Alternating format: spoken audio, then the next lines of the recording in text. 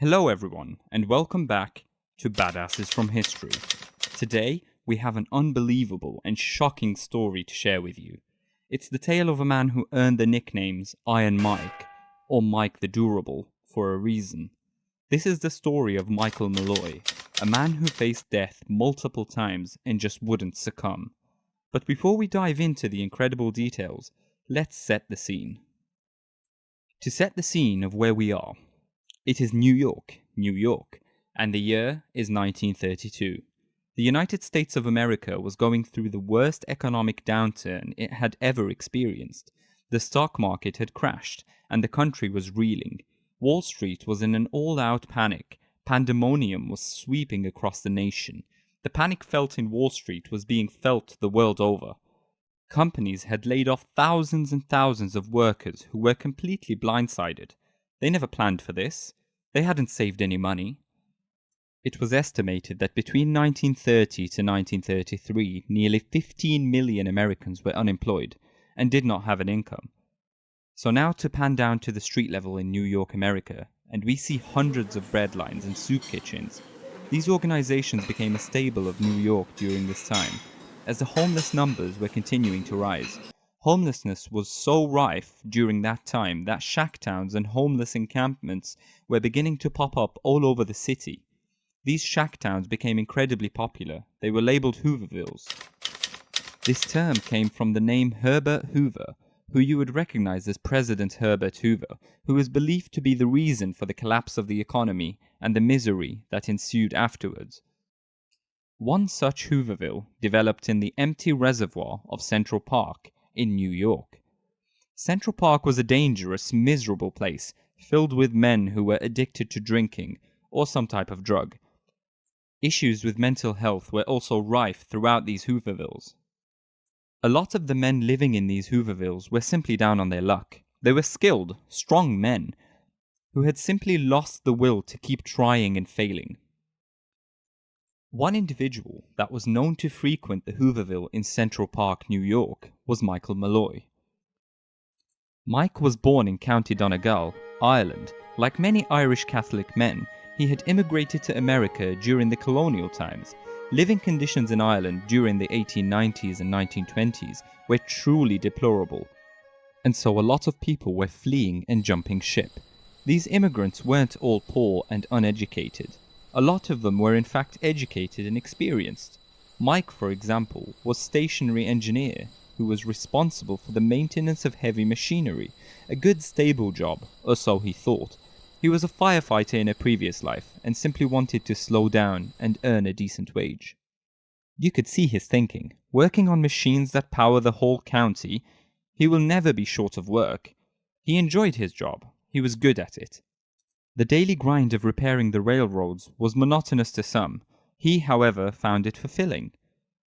Until the stock market collapsed, he was laid off almost immediately by his company.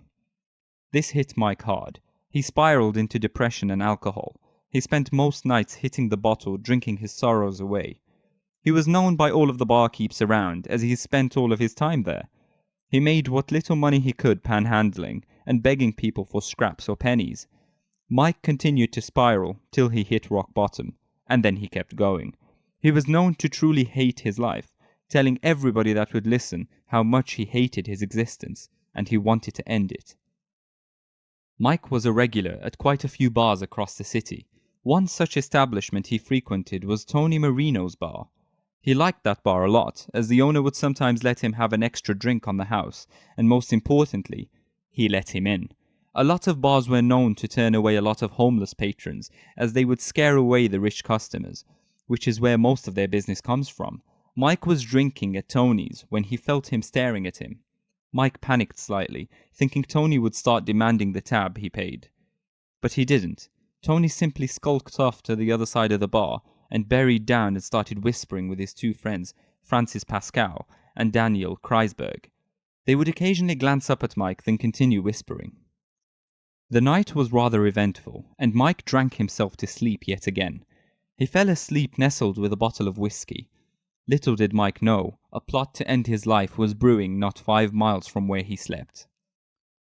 Tony Marino, Joseph Murphy, Francis Pascal, Hershey Green and Daniel Kreisberg, labeled the murder tryst, were taking out an expensive life insurance policy on Mike Malloy. All of these men were known to be petty criminals who had been scamming and skiving throughout their whole lives.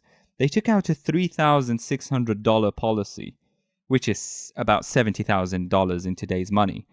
This scam would work by the con men buying the policy, then identifying themselves as the next of kin for Mike Malloy. These men could answer basic questions about Mike Malloy based on their conversations that they had with him during his time drinking in the bar. They would ask him suspicious questions, but again, he was drunk and didn't think much of it.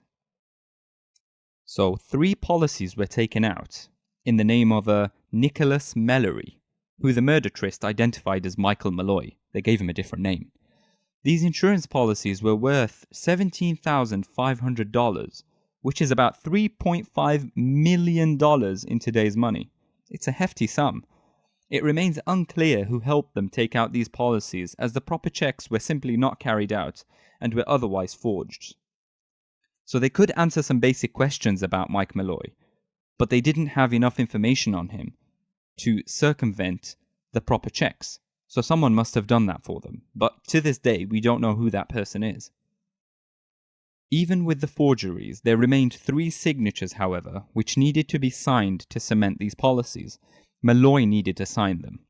So getting Malloy to sign was easy enough, as all it took was the offer of a free bar tab. Malloy signed without hesitation. After they got the signatures, they thought killing Malloy would be nothing more than a formality. He was in a horrific state after all. They tried to kill Malloy by filling his glass every time it got empty. After filling his glass for the 600th time, so it seemed, they realized this might not work. 3 days of solid drinking had not even put a dent in Malloy. This was not going fast enough. Tony and the murder tryst had another quick meeting to decide what to do. They decided to poison him, so they started spiking his drink with a different array of things. First, they started off by adding antifreeze to his drinks. This didn't work. He was still standing and drinking. They then went on to turpentine. Now, if you have ever smelt turpentine, you'll understand how toxic this stuff is. They were practically pouring it into Malloy's glass, and nothing was happening. But for the occasional cough, Malloy was still drinking and still standing. They then moved on to horse liniment, with rat poison to try and end Malloy's life. This again did not work. Baffling. This man was still drinking. They simply could not believe it. Some witnesses even say they plied him with wood alcohol, which is known to blind people from even the smallest shot. And again, nothing happened. He drank it and carried on. On the 3rd night, Malloy collapsed. He's dead, they thought. But then from the floor they hear, he was just sleeping. He slept for a few hours, and when he woke, he got up and asked, "Any more drinks?" The murder tryst decided to poison his food at this point.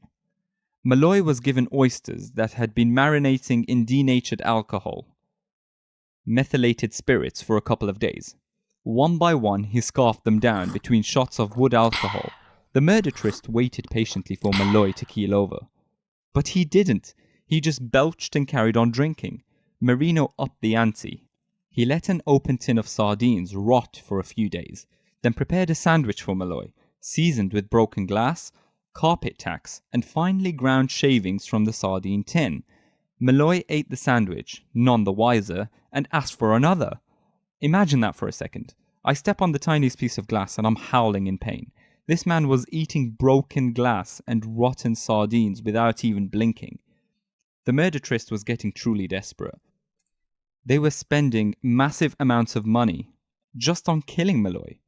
With the insurance premiums, the cost of whiskey, and the various industrial alcohols, killing Malloy was becoming an expensive enterprise. They started doing some mental calculations, and the figures were not looking good. Malloy's life needed to expire, but Malloy was not having it, so they pushed the ante again.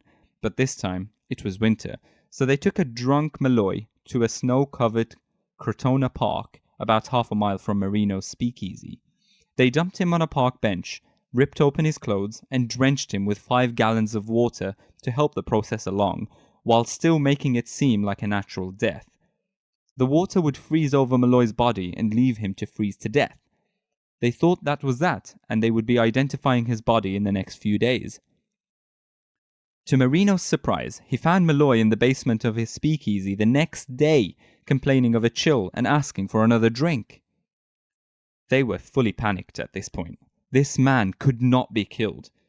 There had now been 4 attempts on Michael Malloy's life, and none of them had brought him even close to the brink of death. It was decided more brutal measures were required. The murderess decided to enlist the help of a cab driver named Hershey Green to run over Malloy and kill him. So they again got Malloy completely drunk and put him in the middle of the road. Green then drove his cab as fast as he could towards Malloy. As the car barreled towards Malloy, he managed to come to his senses and even in his inebriated state and jump out of the way. The cab driver didn't give up, however, and tried to ram him 2 more times, missing on both occasions. He then hit him on the 4th attempt. To make sure the job was done, he then reversed back over Malloy. He then chucked the transmission into drive and was ready to run him over again when some passersby startled them, so they left him to die on the road. A week passed and they had not seen Malloy, so they thought that was that.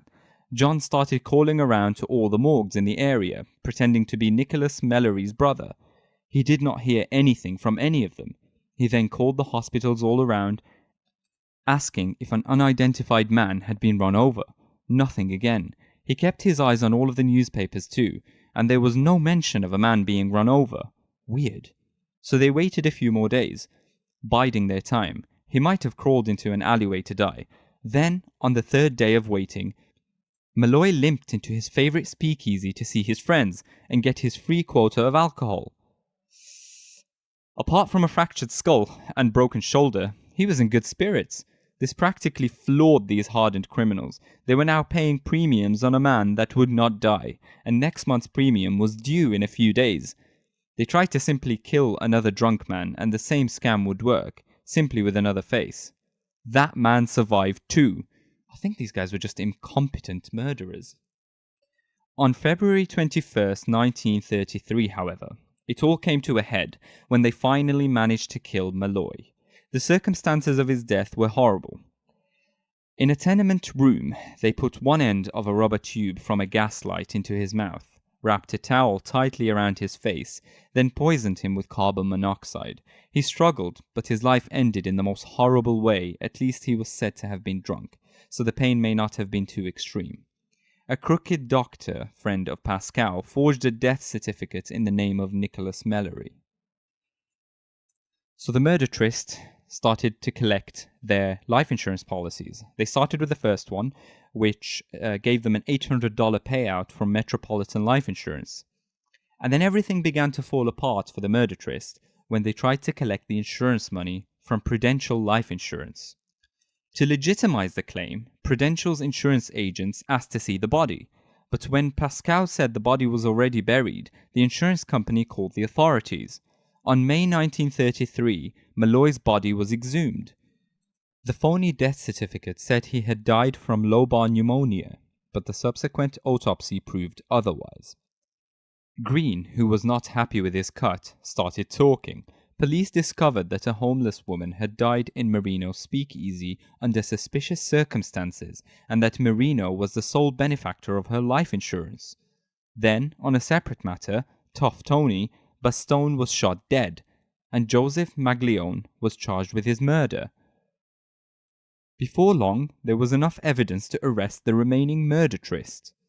Frank Pascal, Tony Marino, Daniel Kreisberg, and Joseph Murphy appeared at the Bronx County Courthouse.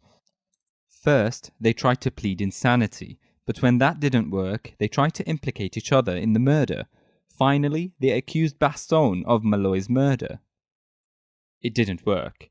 In June and July 1934, Pascal, Marino, Kreisberg, and Murphy were executed in Old Sparky, the electric chair at Sing Sing prison. Harry Green was the only member of the murder tryst to escape execution and instead sent to prison. Michael Malloy was not only known for being the most stubborn murder victim, his murder case was also one of the first to be investigated by the New York City Medical Examiner's Office. And that was the story of Michael Malloy. I hope you enjoyed it. I feel really bad for Michael Malloy, to be honest, but he was the most stubborn murder victim, as I just said, and his story will live on forever and ever. Incredible human being, and it's such a shame that he had to go out that way. Thank you for listening, and I'll see you in the next episode.